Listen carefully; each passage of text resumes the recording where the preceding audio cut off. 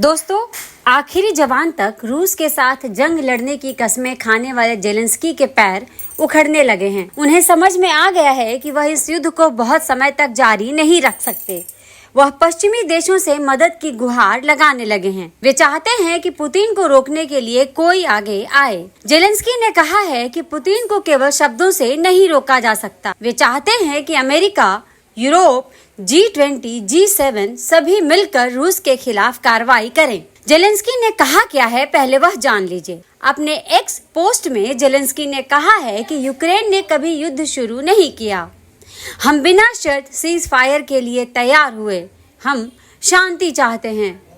हमने आसमान, जमीन और समुद्र में हमले रोकने के लिए दुनिया से मांग की, लेकिन ये रूस है जो इस प्रक्रिया को हमेशा बाधित करता आया है। वह चीजों को तोड़ मरोड़ कर पेश करता है, अपने हवाई हमलों से लोगों को डराता है, लड़ाई के मोर्चे पर हमले तेज करता है।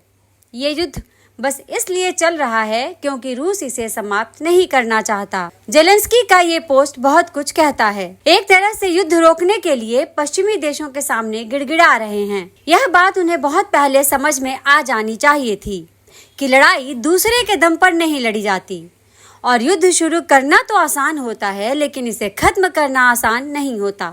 वह भी तब जब हमलावर आपसे सैन्य ताकत में कई गुना बड़ा हो और आपके देश का एक बड़ा हिस्सा पहले ही उसके अधीन चला गया हो। रूस यूक्रेन युद्ध के शुरू हुए 3.5 साल से ज्यादा का समय बीत गया है। इस 3.5 साल की लड़ाई को नुकसान और फायदे के नजरिए से अगर देखा जाए तो यूक्रेन को नुकसान रूस से ज्यादा हुआ है। युद्ध में रूस के सैनिक ज्यादा हताहत हुए हैं, लेकिन उसे भूभाग का फायदा हुआ है। पूर्वी यूक्रेन को एक तरह से उसने अपने कब्जे में ले लिया है। वह पूरे दोनेत्स्क पर नियंत्रण चाहता है। एक्सपर्ट्स का कहना है कि यूक्रेन के जिन इलाकों पर रूस अपने अधीन कर चुका है, वह उसे शायद ही लौटाए। सीज फायर यदि होता भी है तो यूक्रेन को अपनी जमीन से हाथ धोना पड़ेगा। अभी जो हालात दिख रहे हैं उसमें जेलेंस्की बुरी तरह फंस गए हैं। अमेरिकी और पश्चिमी देश उन्हें पैसे और हथियार से मदद तो कर रहे हैं, लेकिन उन्होंने अब तक उन्हें न तो लंबी दूरी तक मार करने वाली मिसाइलें दी हैं और न ही रूस के खिलाफ अपने सैनिक यूक्रेन में उतारे हैं। वे ऐसा करेंगे भी नहीं। ऐसा करना सीधा रूस के साथ टकराव और पुतिन से पंगा लेना होगा। पुतिन कई बार चेता भी चुके हैं कि पश्चिमी देशों की तरफ से यदि इस तरह की कोई गुस्ताखी हुई तो इसका नतीजा बहुत बुरा होगा। तो ऐसे में कोई भी देश, यहाँ तक कि अमेरिका भी, ऐसा कोई कदम नहीं उठाएगा जिससे कि पुतिन यूक्रेन को छोड़कर उनके पीछे लगे। सब दूर से ही जेलेंस्की को शाबाशी दे रहे हैं। जेलेंस्की को भी ये समझना चाहिए कि आज के जमाने में कोई भी दूसरे देश की जंग नहीं लड़ता। अपना युद्ध खुद अपने बलबूते पर लड़ना होता है। ट्रंप का रवैया भी इस युद्ध को लेकर कभी नरम और कभी गरम वाला है।